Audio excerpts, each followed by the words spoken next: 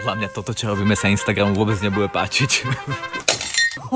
Ďakujem osudu za to, že som vyrastal v dobe, kedy sme sa miesto scrollovania naháňali vonku s puškami z dreva. Väčšným dôkazom týchto zlatých časov ostáva táto moja slušná zásoba dreveného arzenálu. Mám ich v talóne hneď niekoľko. Od tých od detka až po tie vlastnoručne vyrobené. Všetky však majú jedno spoločné. Ani jedna naozaj nefunguje. Takže verím, že je jasné, čo vznikne v dnešnom videu. Strelí to. Komplikované či nie? Keďže sa jedná o moje detstvo, video som prišiel natočiť do mojej domoviny až na ďaleký sever. Čiže pri nakupovaní našej obľúbenej časti videa mi spoločnosť robila celá rodina. Nakúpil som iba gumu, polovnícku baretku a náboje, keďže všetok potrebný materiál vyťažíme zo starého dreva povaľujúceho sa na dvore. Ak návrh našej pušky vyzerá tak, že som ho zrobil za 2 minúty na kolene pri pive včera večer, tak to preto, lebo presne tak to bolo. Voľnou rukou som sa taktiež rozhodol načrtnúť tvar pušky do drevenej dosky. Ku podivu, celkom sa to podarilo. Keďže sa jedná o strelnú zbraň, musím povedať, že toto doma neskúšajte. My máme povolenie, pretože sme minimálne profesionálni entuziasti.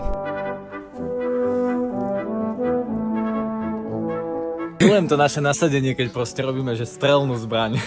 Keď som robil čokoľvek iné, tak to akože kavičko posedieť, ale zrazu robíme strelnú zbraň a my hneď milujeme pracovať. Dobre, rezanie.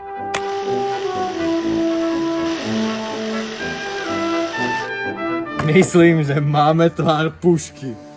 To ešte opravíme. Opraviť som sa to rozhodol najprv nožom, ale rýchlo som pochopil, že existuje naradie, s ktorým to zaručene pôjde lepšie. Karboškou som tak zabrúsil všetky hrany tak, aby sme sa čo najviac výsledkom podobali puške. Finálny tvar prišiel skontrolovať aj šéf vedúcko a po schválení výsledku sa mohlo pokračovať na najkomplikovanejšiu časť projektu výrobu funkčného kohútika. Touto prácou sme sa mordovali až do zotmenia. Ak chcete vidieť, ako sme tento systém premysleli a či vôbec puška dokáže puškovať, počkajte na druhú časť. Zatiaľ môžeš hodiť like a napísať koment, aby takéto videá mohli vychádzať častejšie.